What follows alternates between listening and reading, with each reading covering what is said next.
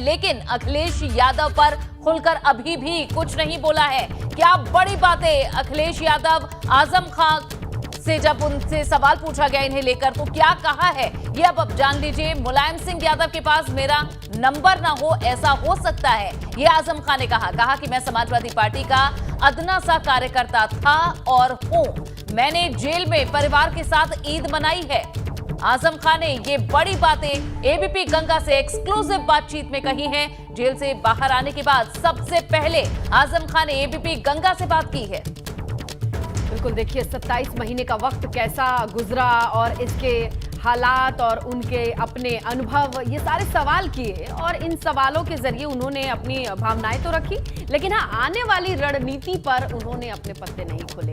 जिस तरीके का माहौल था, जेल में खौफ था, पूरे माहौल का जिक्र किया कि वो ठीक नहीं था। और बड़ी बात उन्होंने ये कही कि जेलर का ये कहना है कि आप बाहर जाइएगा तो अपनी सुरक्षा का ध्यान रखिएगा।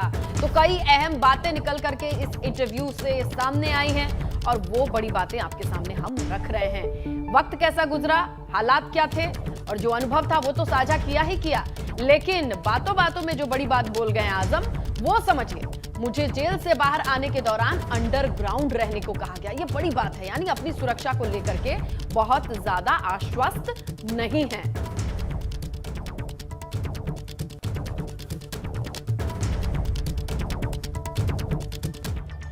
और चलिए अब विस्तार से आपको 10 बड़ी बातें बताते हैं आजम खान से इस इंटरव्यू में क्या कुछ एक्सक्लूसिव उन्होंने कहा है, क्या बड़ी बातें उन्होंने कही हैं, वो 10 बड़ी बातें अब आपके सामने रख देते हैं। आजम खान ने कहा है, मैंने जेल में परिवार के साथ ईद मनाई। पूरे देश में माहौल खराब है, घृणा का माहौल है इस वक्त। ज्ञानवापी पर कोर्ट के फैसले का इंतजार करना चाहिए। साथ ही कहा कि मुझ पर जमीन छीनने के आरोप ज्यादती लगे हैं।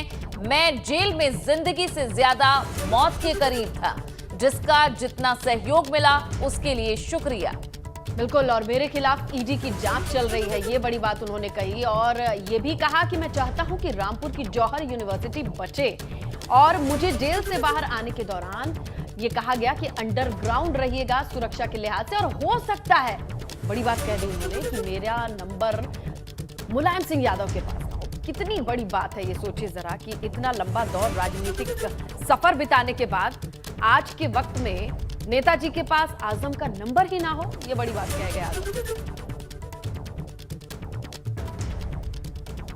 और चलिए ज्यादा जानकारी हम ले लेते हैं और इस इंटरव्यू में क्या कुछ है जो आजम खान ने महत्वपूर्ण कहा है और क्या है जिसका उन्होंने इशारा दिया है। विवेक त्रिपाठी हमारे सहयोगी हमारे साथ जुड़े हुए हैं। विवेक, आपने भी ये इंटरव्यू सुना है, हम सभी ने देखा है, बहुत कुछ आजम खान कह गए, लेकिन क्या बात है जो वो नहीं कह पाए या फिर जिसका मात्र इशारा उन्होंने दे दिया? देखिए स्नेहलता, दोनों चीजें आपको बताता हूं कि आजम खान एक तो अखिलेश यादव से नाराज हैं, मुलायम सिंह यादव से भी नाराज हैं और सरकार से भी नाराज हैं। पूरे इंटरव्यू में, पूरे साक्षात्कार में उन्होंने जो बातें कही हैं वो सरकार पर इशारा है और अखिलेश यादव की तरफ भी इशारा है। खुल के कुछ नहीं बोला है, लेकिन उनकी बातों से साफ है कि अखिलेश यादव से नाराज है वो।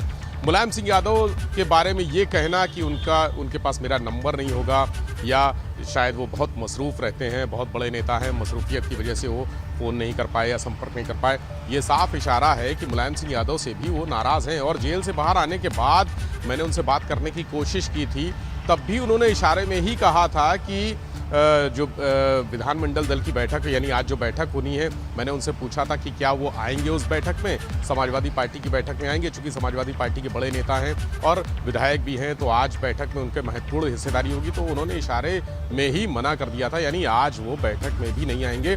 इससे साफ होता है कि अब आजम खान समाजवादी पार्टी से अलग होने के लिए एक नया विचार बना रहे हैं कि उनके मन में है कि वो समाजवादी पार्टी से अलग होकर कुछ नया करेंगे।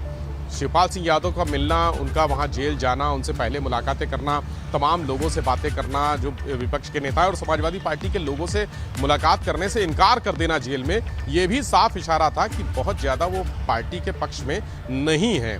यानी उनकी नाराज़गी खुलकर सामने आ गई, भले ही वो खुलकर सामने ना आए हों, लेकिन नाराज़गी खुलकर सामने आ गई है। सरकार से नाराज़गी उनकी साफ है।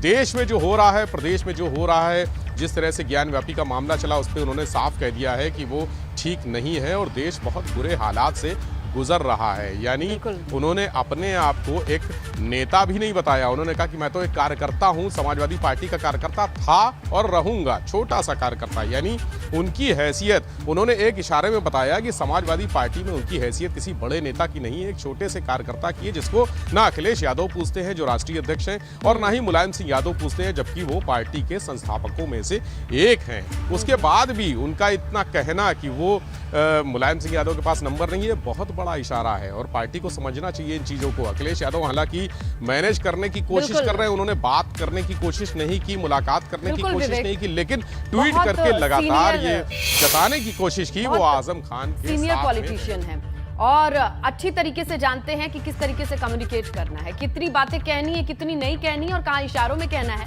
ये आजम बखूबी जानते हैं। समझना अब बाकी पार्टियों को होगा या अखिलेश को होगा कि इशारों में वो क्या कह रहे हैं। शुक्रिया विवेक, आप नजर बनाए रखिएगा ऐसे ही तमाम सियासी खबरों पर।